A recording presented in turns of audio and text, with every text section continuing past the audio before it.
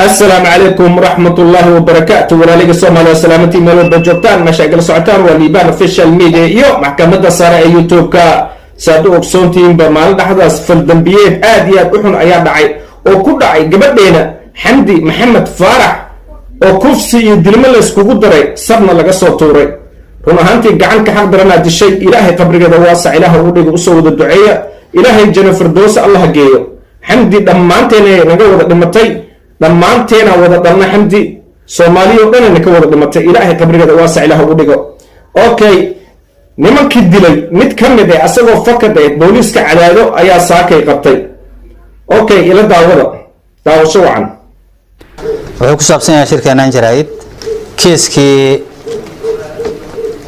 dilka ahaa ee gabadhii laga tuuray hoteelka muqdisho taariikhdu markay ahayd 11 bishii 9aad abaara 7 saac iyo bar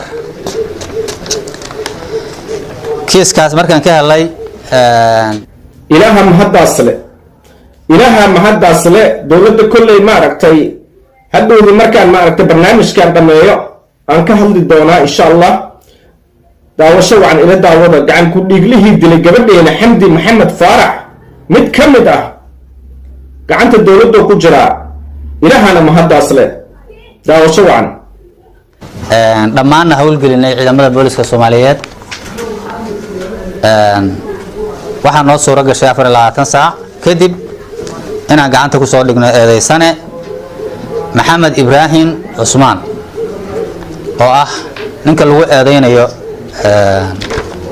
inuu ka dambeeyay falkaas xanuunka badnaa ee ku dhimatay xamdi maxamed faarax ilaahay mahad iska leh mar walba waxaan rabaa inaan mahad celiyo saraakiisha ciidanka booliska Soomaaliyeed oo xogtaas aad iyo aad informationka noo siinayay ama ilaaha mahaddaas iska leh gacan ku dhiiglahan asaga iyo kuwa kale si bareer cad u kufsaday sarna ugu soo tuuray kolley mid ka mid ah dowladda Soomaaliya gacantooda ku jira kolley tilaabo sharciya laga qaado hadduu ilaahay yiraahdo gabadhaas yariista ah gabadheena waxay dalabsatana ma laha gacanka xaq daranaa dishay iyo wixii ku dileena la yaabanahaba laakiin nimankan maaragtay dowladda Soomaaliya waxaan ka codsanayaa nimankan wax kastoo dhaco ninkan gacanta hadda maaragtay aad ku haysiin in tiirka la geeyo in la dilo nimanka kale asagaa sheegaya marka maaragtay la kululeeyo koronto lagu qabto si xun loo qaraaco falkan dadka kula jiray asagaa sheegaya hadduu ilaahay yiraahdo insha Allah waa kana ninka oo la qabtay baxsadka ahay oo ka mid ahay kuwa dilay xamdi maxamed faarax ilaaha u naxariista gabadheena waa kana ila daawada waa kaasa naxtinta ka muuqata arag sidoo u naxsan yahay wajigiisa waa la dilayaa hadduu ilaahay yiraahdo kuwa kale oo dambiga kula jirane waa la soo qabanayaa kolley hal qofood hadday dowladda qabatay kuwa kalena waa la helaa kolley halkan baaq waxaan ugu dirayaa dadka cawaandiyaasha gabdhahena Soomaali kufsado kolley qof alaal qofkii gabar kufsado ama gabar dilo waa la dilaa ilaahay xaggiisana waji uma yaalo aakhirana waxa sugaaya qabri cadaab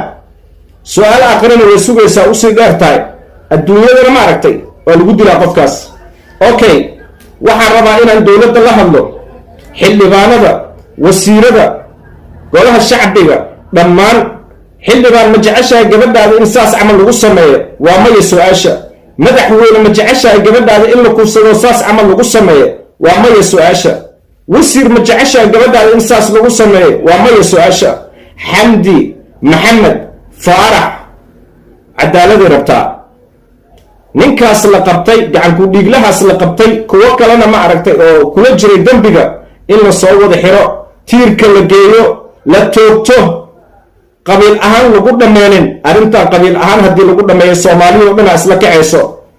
arrintan sida ugu dhaqsiga badan inaan isheena ku aragno xamdi cadaaladteeda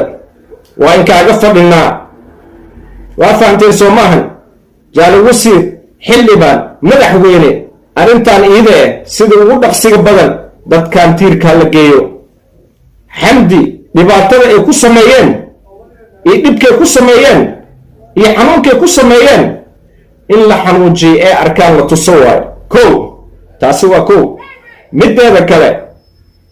haddii maanta tilaabo sharci laga qaadi waayo beri gabdhaheena oo noo soo baxayo gabdhaheena yaryar iskuulka u socdo halhalaasaas loogu dilaa magaalada dhexdiisa. marka dhammaan dowladdeena soomaaliya baaqaan anaa ina soo diray tilaabo sharci ha laga qaado sida ugu dhaqsiga badan ummadda soomaalida qalbigooda farxad ha lagu abuuro. ha arkaan nimankii saan sameeyey falkaan oo la tooganayo shicibka soomaaliyeed indhahooda ha ku arkaan. waayo qof alaalo qofkii oo isdhahooyo gabar fiyuujarka kufso asagana ishiisa ha ku arko. waxaan rabaa baaq inaan u diro shicibka soomaaliyeed walaalahayga soomaaliyeed meel walba ay joogaan, haddaad aragtiin qof maanta gabar kufsanaayo ama qof maanta wax dilaayo ha qaranina. qabiilna ha ku qarinin, qabiil waa qurune qarana la deeqo. qabiil god ma kula galaayo, qof kastaba camalkiisa godka la galaayo. u sheega dowladda, la xiriira dowladda. qofkii wax dilo qofkaana wax dila dhaha dowladda waca. waxba yaa maaragtay qabiil ahaan loo qarinin.